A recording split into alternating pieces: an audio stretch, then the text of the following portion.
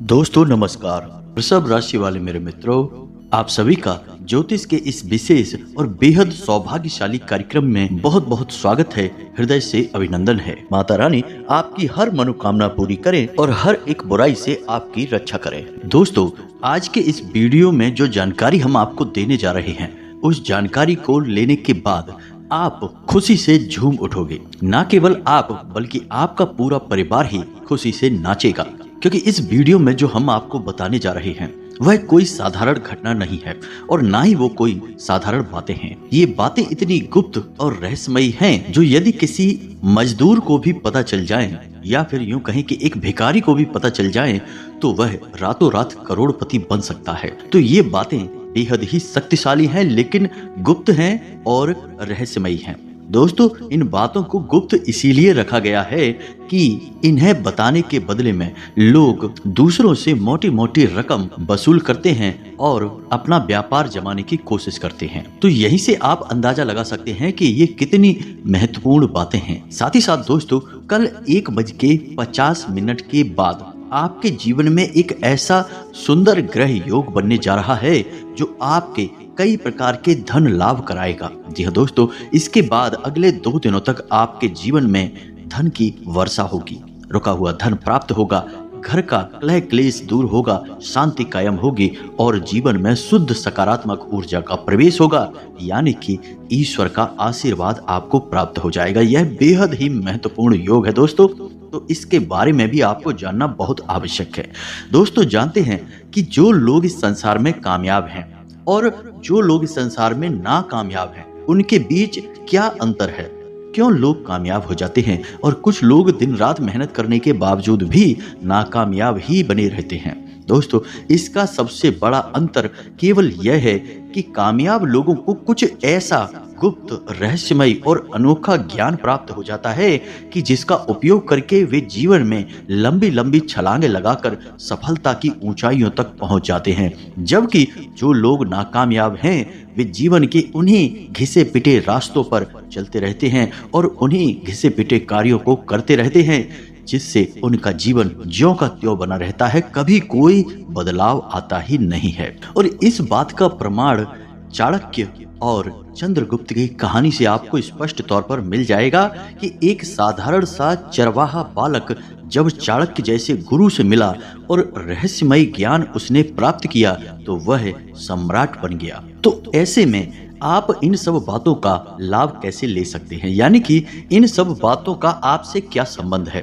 दोस्तों, हम आपको बता दें कि जो बातें हम आपको बताते हैं वे बातें इतनी प्रामाणिक और इतनी शक्तिशाली होती हैं कि यदि आप गंभीरता से उन बातों को अपने जीवन में उतारने लगें तो हम आपको लिख कर दे सकते हैं कि कुछ ही दिनों में और महीनों में आपका भाग्य पूरी तरह से बदल जाएगा। अब मानकर चलिए कि कोई एक उपाय या बात हमने आपको बताई है, तो हमने यूं ही वह आपको नहीं बता दी। दोस्तों, हमारे हजारों लाखों व्यूअर हैं और वे सभी उम्मीदों के साथ हमारे वीडियो को देखते हैं।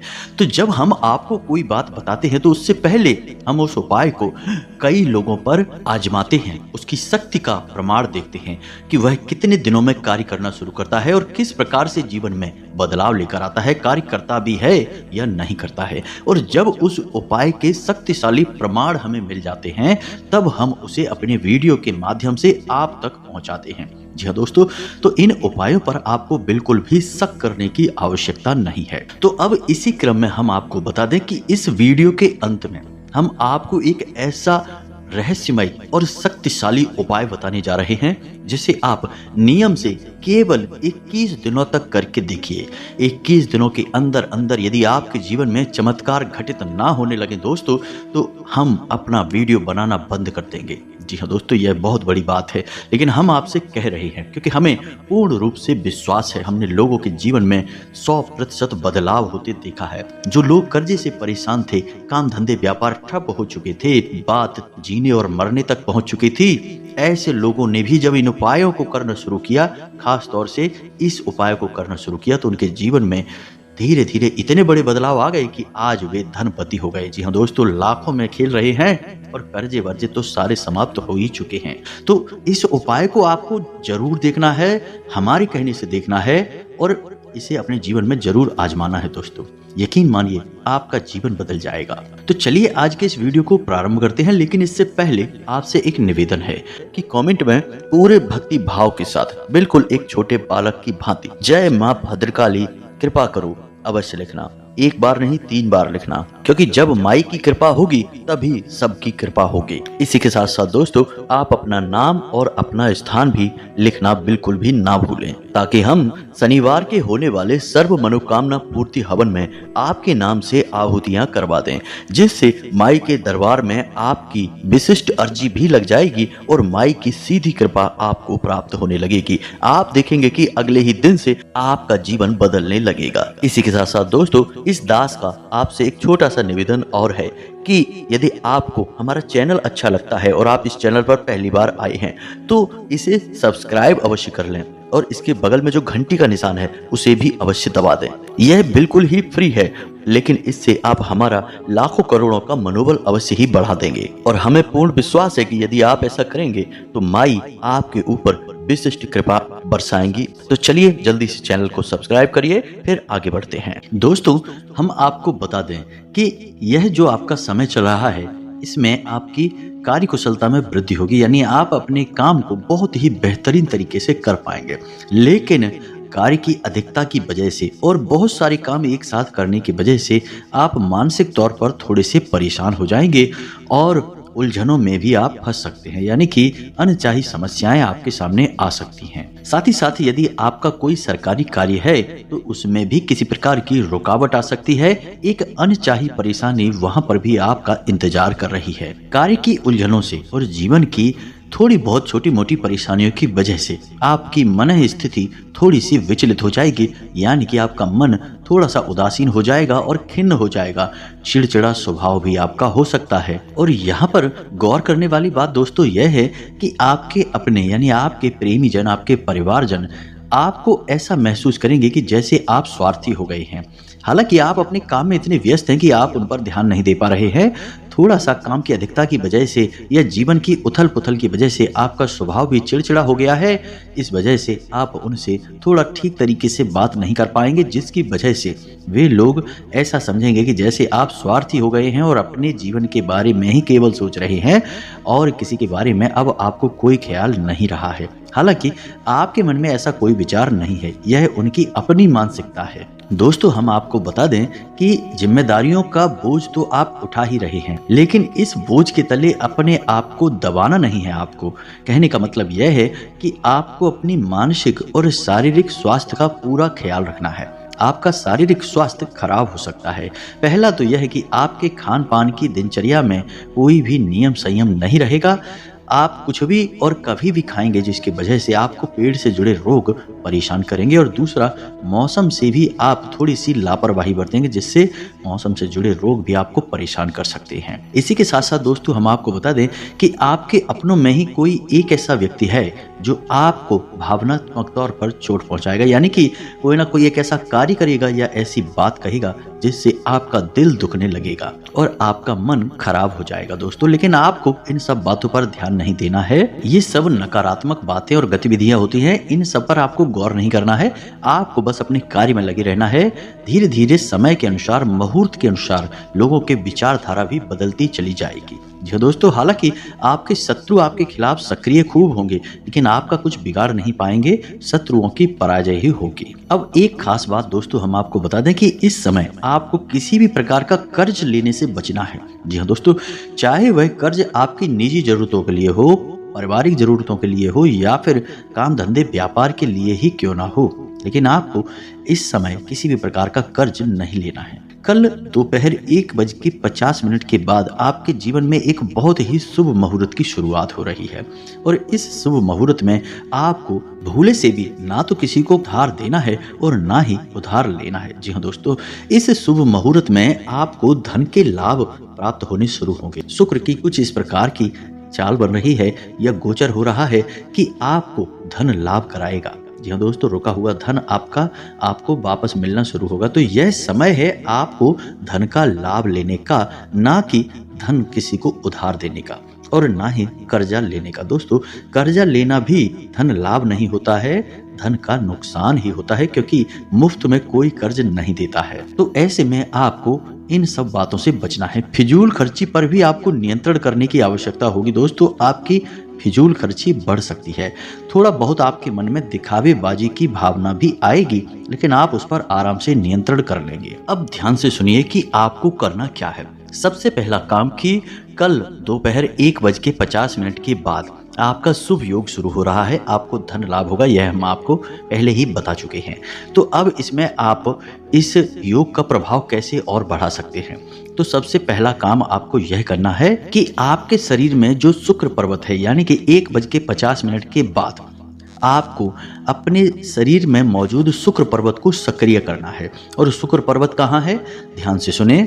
आपका जो अंगूठा है हाथ का, आपके हाथ का जो अंगूठा है उसकी जड़ में, जी हाँ दोस्तों, उसके ठीक नीचे जहां वह अंगूठा आपकी हथेली से जुड़ा हुआ है, उसी स्थान पर जो हथेली का उभरा हुआ भाग है उसे हम शुक्र पर्वत कहते हैं। तो आपको क्या करना है कि इन दोनों यानी दोनों हाथों के जो शुक्र पर्वत है, अंगूठे के निचले भाग को एक दूसरे पर दबाकर मलना है। जी हाँ दोस्तों, थोड़ा थोड़ा मलना है। यदि हो सके तो बीच में आप गाय का थोड़ा सा घी लगा सकते हैं या फिर सरसों का तेल भी लगा सकते हैं, और धीरे धीरे इसको आपको मसाज जैसा करना है, यानी मलना है। जी हाँ दोस्तों, एक दूसरे के ऊपर, जब तक कि वह स्थान हल्का सा गर्म ना हो जाए, यानी कि वहां आपके रक्त का जो संचार है वह बढ़ ना जाए, सक्रियता बढ़ ना जाए।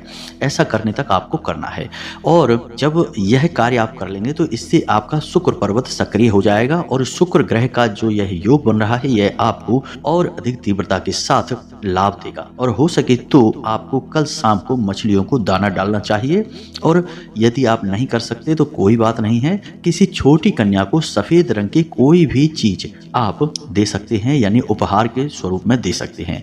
यदि हो सके तो कम से कम 5 या 7 कन्याओं को दें। यदि नहीं हो सकता तो 1 या 3 कन्याओं को भी दे सकते हैं। जी हाँ दोस्तों, आप जितनी भी कन्याओं को दें वह विषम संख्या होनी चाहिए, सम संख्या नहीं, जैसे 2, 4, 6 की संख्या में नहीं।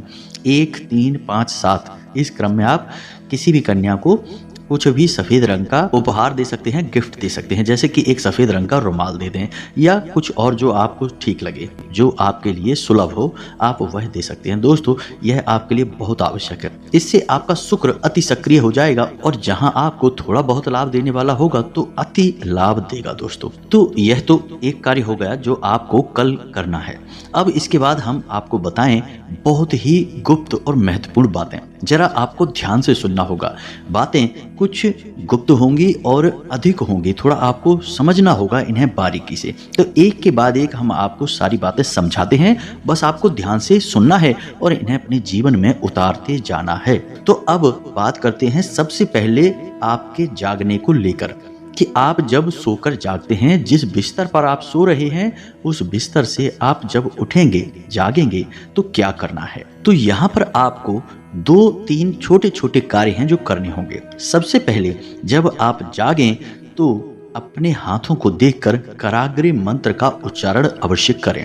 जी हाँ दोस्तों, ब्रह्म को याद करना बेहद आवश्यक है, क्योंकि हर एक नया दिन ईश्वर के द्वारा दिया गया एक आशीर्वाद है। क्योंकि पता नहीं कौन सा वह दिन हो जब एक बड़ा चमत्कार घटित हो जाए और हमारा जीवन पूर्ण रूप से बदल जाए। जी हाँ दोस्तों, तो सबसे पहले आपको कराग्रे मंत्र का जाप करना है, जैसे कि कराग्रे वसते लक्ष्मी कर मध्य सरस्वती, इस मंत्र का। इसके बाद आपको आदि शक्ति के सभी रूपों का स्मरण करना होगा, केवल एक श्लोक में। तो ध्यान से सुने, यह अर्गला स्तोत्र का पहला श्लोक है और बेहद ही शक्तिशाली है। ओम संपुट के साथ इसे आपको बोलना होगा। बेहद ही सरल है, 1-2 बार में ही आपको याद हो जाएगा और आपको सरलता से उपलब्ध भी हो जाएगा। हम आपको बोलकर बता रहे हैं, आपको इसे याद कर लेना है।